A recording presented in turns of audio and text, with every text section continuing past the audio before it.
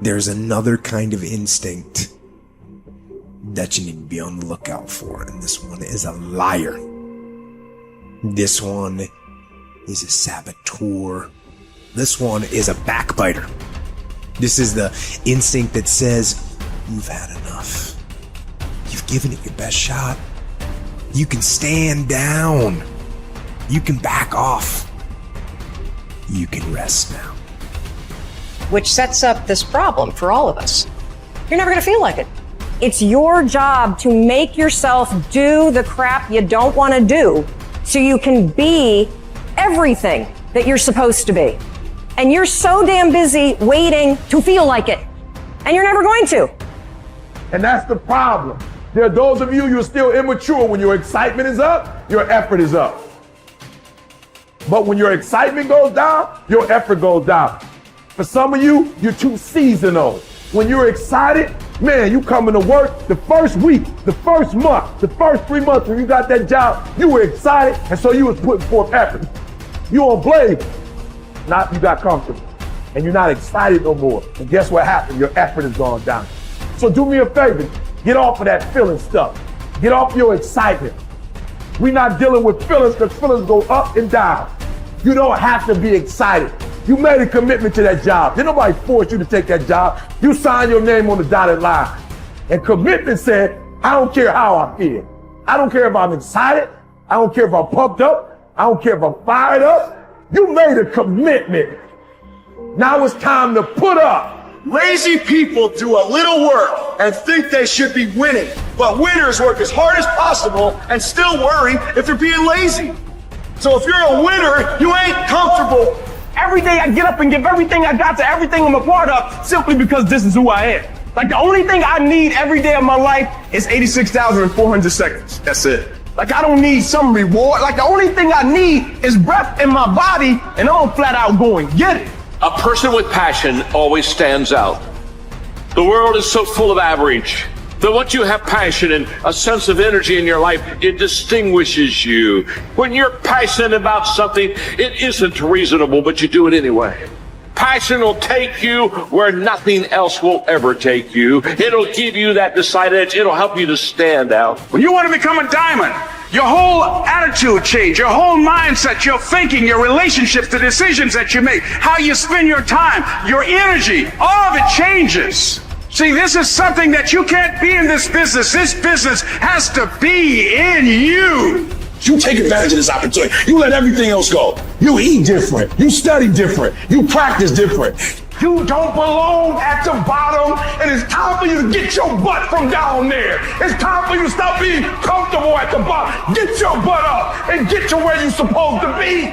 You are a royal priesthood. Get where you belong. Do what you're supposed to do. Live like you're supposed to live.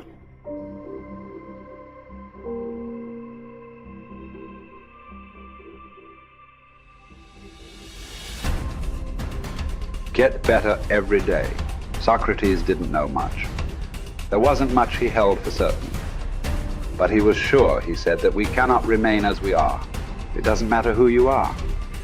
It doesn't matter what you've done. Nobody is as good as they could be.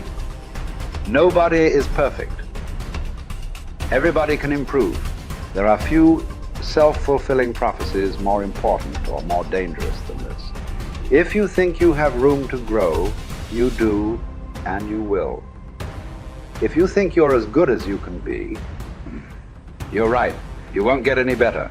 It has been said that Tom Brady, the greatest quarterback in history, the youngest and the oldest to win a Super Bowl, isn't obsessed with winning.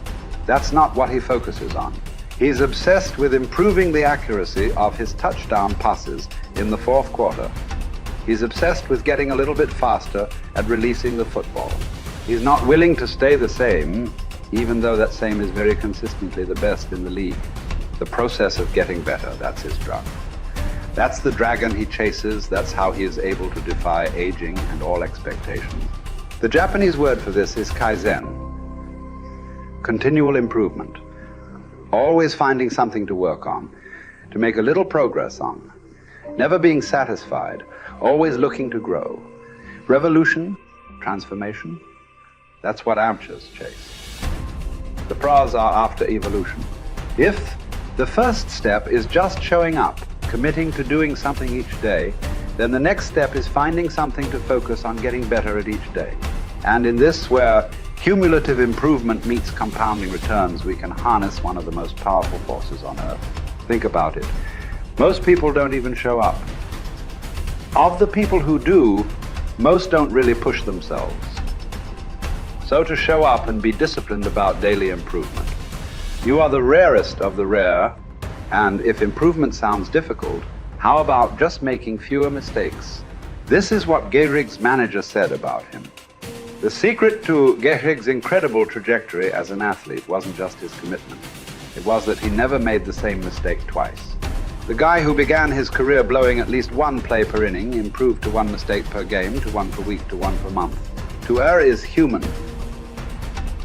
But to err is each day is to become closer to the divine. We not only hold ourselves to a standard, but we ratchet the standard up as we go. Just as with weight training, what we're lifting should be steadily increasing with each subsequent workout. Our unwillingness to be satisfied with our performance, to be done with our progress, is what keeps us from plateauing. It drives us forward.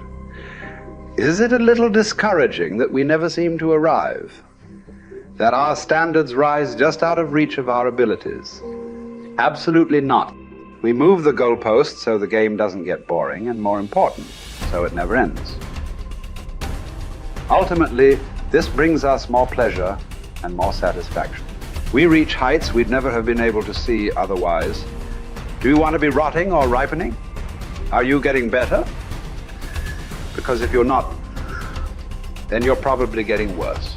Anyone, whether they're a professional athlete or a house cleaner, can get better at their job. You can get better at being a person, a citizen, a son or a daughter. You can get better at how you think, how you focus, what you think about. Just as one person delights in improving his farm and another his horse, Epictetus would say, riffing as it happens on Socrates, so I delight in attending to my improvement day by day. He said this as a man who clawed his way out of slavery. He said this from exile. He said this as one of the wisest men in the ancient world. And still, he was focused on how he could get better every day, in every way. One can imagine that for Epictetus, this discipline would have been extremely helpful in those dark times, because it gave him something to focus on, something only he controlled, not his master, not society, not his station in life. But this discipline is also helpful in the good times too, preventing one from getting too cocky or complacent. It doesn't matter what the scoreboard says, or the bank balance, or the sales figures, or the headlines. You know whether you're getting better or worse, whether you're making progress day to day. And if you are, wonderful. If you know there is room for improvement, also wonderful. Either way, your marching orders are the same. Come what may, success or failure, fame or misfortune. A focus on progress lets us look ourselves in the mirror with pride and ignore all the commotion in the background. It's the journey of a lifetime. In fact, that's the way to think about all of this. How much progress could you make if you made just a little each day over the course of an entire life? What might this journey look like? Where might it lead if each bit of progress you made presented both the opportunity and the obligation to make a little more progress, and you seized those opportunities, you lived up to those obligations each and every time? Will you choose to take this journey? Will you continue on, even when you've reached further than you ever thought you could go? Or will you stop there? Are you going to keep practicing? Or have you decided that this is good enough? That you're good enough? Will you remain as you are? Or become what you're capable of? Because once you stop getting better, there's only one direction to go. Do the best you can. The Emperor says in Marguerite Yourcenar's beautiful novel Memoirs of Hadrian. Do it over again. Then still improve, even if ever so slightly, those retouches. It's a beautiful irony. You're never content with your progress, and yet you're always content. Because you're making progress. What does it mean to live an infinite life? Clearly, our lives are finite. We're born, we die, we come, we go. But life is infinite. The game of life will continue with us or without us. Which means every single one of us has a choice. We don't get to choose the nature of the game. Life is infinite. We don't even get to choose if we want to play in the game or not. Once you're born, you're in it. We get one choice. Do you want to play with a finite mindset, or do you want to play with an infinite mindset?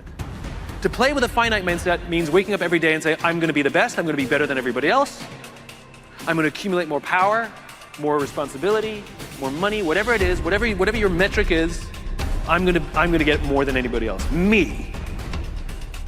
And when you die, you take none of it with you. Or we can choose to live our lives with an infinite mindset, which means I'm going to leave this world, this school, in better shape than I found it. It means I'm going to devote my life to see that those around me rise. And we know that we're living with an infinite mindset because our obsession is seeing that we have an impact on the lives of the people around us.